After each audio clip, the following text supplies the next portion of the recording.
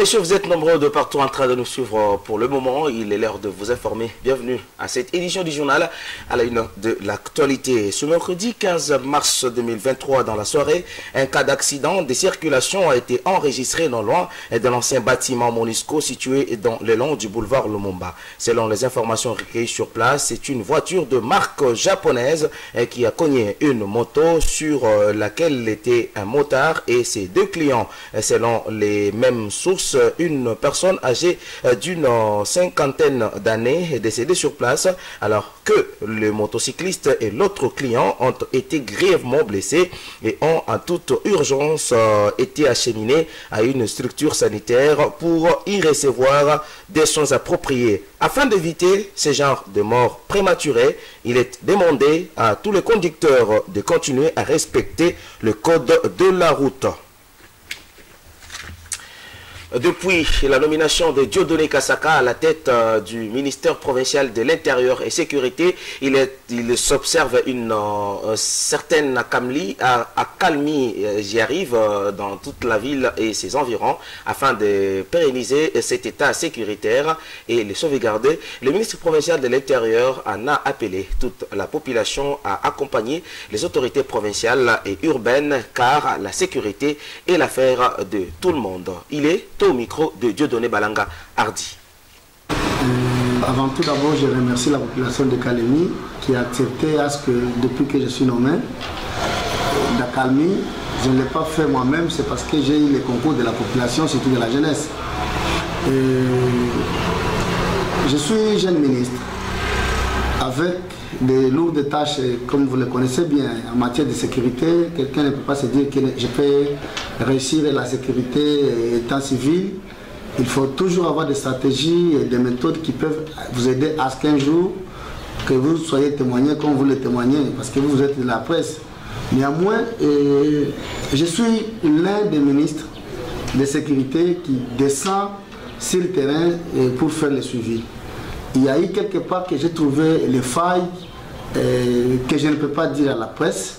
Néanmoins, vite constaté, et j'ai mis quelques mécanismes afin d'échanger, de porter soutien et afin que la population puisse se retrouver dans l'état où nous sommes actuellement.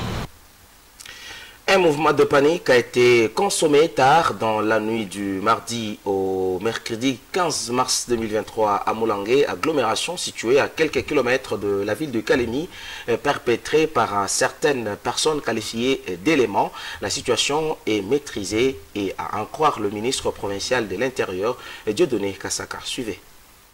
Exactement, il y a eu la panique, mais sinon il y a déjà de la calmie. Seulement le matin, j'ai effectué une sortie, c'était vers 6 h.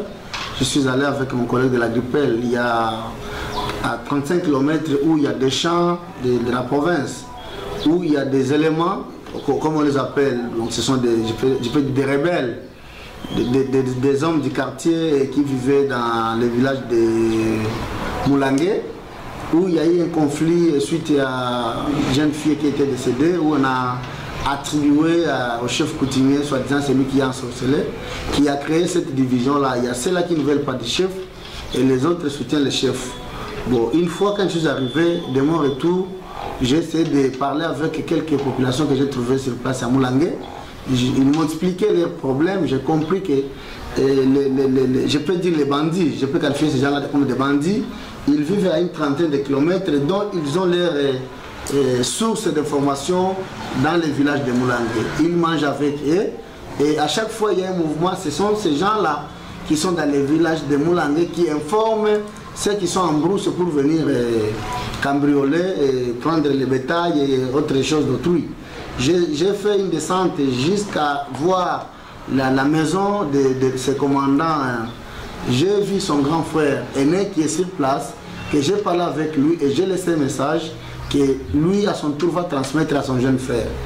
Et je pense, quand j'ai eu l'information après ma sortie ou mon départ, j'ai contacté directement le général de brigade qui a dépêché une équipe et qui est sur les champs même actuellement.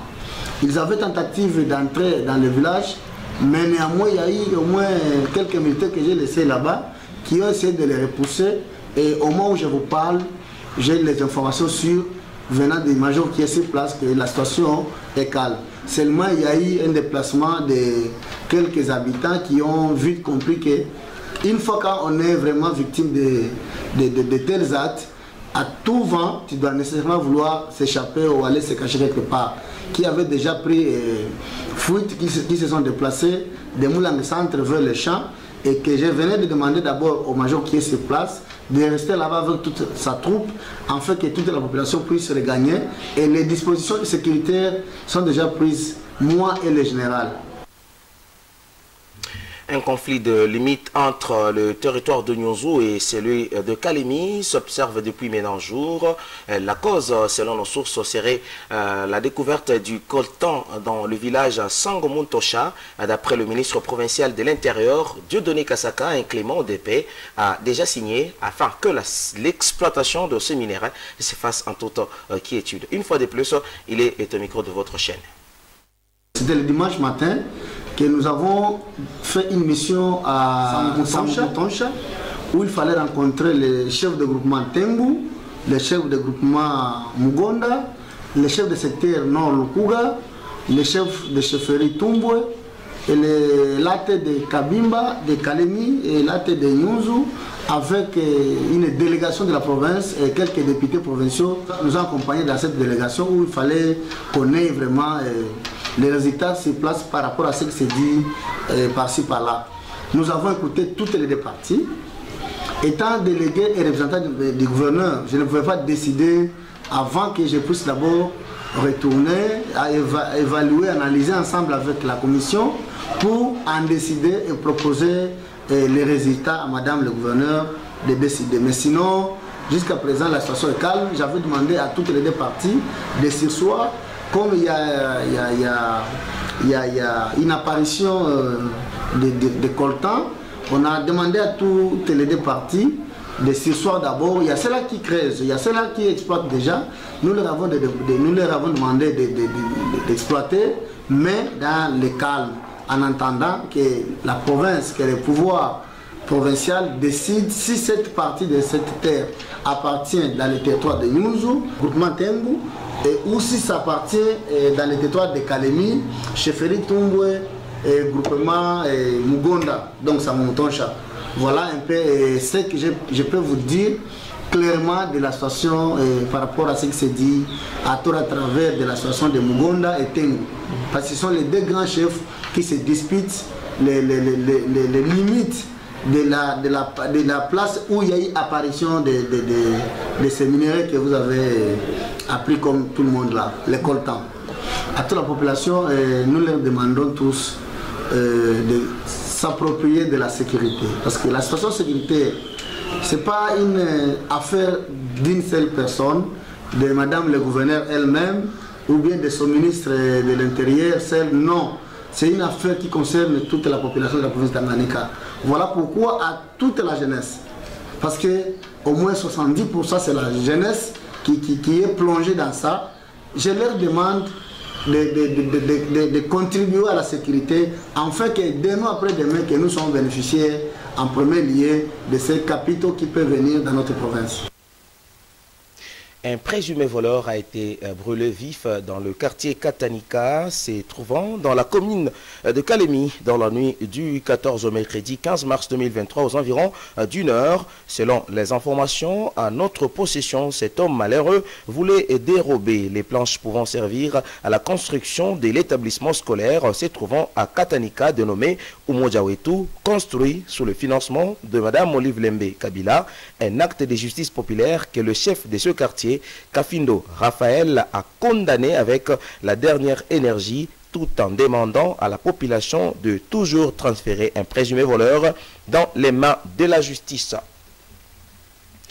Le projet intégré des croissances agricoles dans le Grand Lac a lancé les travaux de réhabilitation de l'axe routier Katanika-Moulembwe ce mardi 14 mars 2023 en présence du ministre provincial de l'Intérieur et Sécurité Dieudonné Kasaka, représentant Madame le gouverneur de la province. Après ce lancement, plusieurs activités se sont poursuivies. Gilbert Kayumba était sur place. Les projets intégrés des croissances agricoles du Grand Lac, PICAGEL en sigle, a effectué une double activité majeure ce mardi 14 mars 2023. Tout a commencé à Katalika pour le lancement officiel des travaux de réhabilitation par méthode des IMO de l'axe routier Katanika-Mulembwe par son Excellence Madame le Gouverneur de Provence, représenté par les ministres provinciaux de l'Intérieur, Dieudonné Kasaka. En effet, cette route compte à peu près 30 km et 11 ponts et coûtera plus ou moins 10 millions de dollars américains, comme précise Brigitte Kapinga-Saouda, coordonnatrice provinciale du PICAGEL. Et cette route que nous allons lancer les travaux ce matin est la route qui va coûter le plus cher au niveau du projet PICAGEL parce qu'elle va coûter plus de 2 millions de dollars. Comme vous le savez, cette route va désenclaver au moins 6 grands villages qui, jusqu'à un passé récent, avaient des difficultés énormes pour pouvoir transporter, évacuer leurs produits agricoles. Par la suite, Dieudonné Kasaka, ministre provincial de l'Intérieur et représentant de Madame le Gouverneur de Provence, Julie Ngungwa-Moyouma Empêché, a lancé son mot de circonstance avant de passer à la cérémonie symbolique de la coupure du ruban et déclarer ainsi lancer les travaux de réhabilitation à Numo de l'axe routier Katanika-Mulembwe. Après ces lancements, la délégation s'est rendue au village Abissi où elle a visité les champs de multiplication secondaire des boutures. Hivi deja ile ni masilo tunafanya na ndio tunaona kisi watatu wanaitumika sisi tuko compacté juu ya kufanya nini ya kuchunga msezo sasa. Ensemble abîme les champs d'autrui, surtout là où il y a les manioc et autres maïs. Les maïs c'est pas du tout bon. Mais si les PICAGEL soutient, finance beaucoup plus ces programmes, moi je pense que ça va aussi nous diminuer avec des cris d'alarme, des élèves et des cultivateurs qui n'ont pas le financement PICAGEL. Après ces champs, c'était le tour de la remise officielle du laboratoire de la Société nationale des semences, se trouvant dans les villages Emilingombe, à peu près 30 km du centre-ville de Kalemi. Ces laboratoires, non seulement qu'il a été construit et par le PICAGEL, mais il est aussi équipé par le PICAGEL. Donc, c'est un joyau que nous devons de protéger. Encore une fois, je voudrais ici exprimer au nom de tous les personnels du SENASEM et au mien propre ma profonde gratitude pour le gouvernement tant national que provincial pour avoir autorisé et avoir fait la réussite de cet édifice ici, grandiose dans cette province du Tanganyika. Cette journée très chargée et fatigante était loin d'être terminée car la délégation a par la suite visité certains projets du PICAGEL, à savoir les projets d'incubation de jeunes dans la pisciculture hors sol. Et les espèces que nous avons recommandées, le projet a demandé qu'ils utilisent des tilapia, mais il se fait que depuis un certain temps, il y a beaucoup de souches de tilapia dans le monde.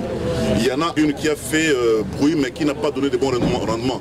Au-delà de ce que nous faisons ici, domestiquer certaines espèces endémiques, notamment les fameux koué, les kibondé et tout ça, et tous les poissons qui sont piscivores. Voir comment est-ce que nous pouvons les domestiquer. Dans un cadre comme celui-là, est-ce qu'ils vont accepter la domestication? Et s'ils acceptent, est-ce qu'ils vont se reproduire en captivité? Et s'ils se reproduisent en captivité, quel taux d'allévin qu'on peut avoir? Et tous ces éléments-là, on va les passer en revue et les résultats seront certainement... Cette journée s'est clôturée par la visite de l'entrepôt de la farine de manioc à Kichanga, puis la provenderie à l'abattoir des Kalemi. Les projets intégrés. Les habitants de l'avenue Kabila, située dans le quartier abattoir, font face aux nombreuses difficultés. Ce jour, notamment, le manque d'eau potable, des structures sanitaires et l'insécurité. Et Gloria Mujinga était sur place. Les habitants de l'avenue Kabila, se trouvant dans les quartiers abattoirs, font face actuellement à de multiples difficultés, à savoir le manque d'un centre hospitalier, tout comme celui de l'eau potable. En effet, à en croire, le chef de cette partie de la ville, Mwendaloubi François, les femmes et jeunes filles de son avenue souffrent énormément juste pour trouver un peu d'eau potable. Mambo ni neno ya kwanza tuko tunaona magumu mumwetu ni kuhusu hatuna dispensaire. Nous avons beaucoup de difficultés et premièrement, c'est l'effet de manquer un centre hospitalier. Nous souffrons énormément, surtout pendant la nuit, pour transporter les malades pendant autant de minutes. À part cela, il y a aussi le manque d'eau potable qui nous fait tellement souffrir car nous consommons l'eau de la rivière Lukuga qui n'est pas du tout propre. Et pour terminer, il y a aussi certains cas des vols simples qui sont enregistrés ici chez nous dans l'avenue Kabila. Face à tout cela, nous demandons aux autorités provinciales de pouvoir nous venir en aide en répondant à nos besoins, surtout celui de manque d'eau potable car l'eau c'est la vie. Sababu tunajua maji ndio afya ya mtu, maji inamsaidia mwanadamu na kumletea afya mzuri. Indiquant que le gouvernement provincial a intérêt d'intervenir car en manquant de l'eau potable, la population est exposée aux différentes maladies d'origine hydrique. Et pour terminer, les journaux parus le matin de ce mercredi dans la capitale congolaise reviennent sur l'évolution du programme de développement de 145 territoires ainsi qu'à l'image actuelle de la Commission électorale nationale indépendante. Melchior Katontolo-Koulou pour la revue de presse.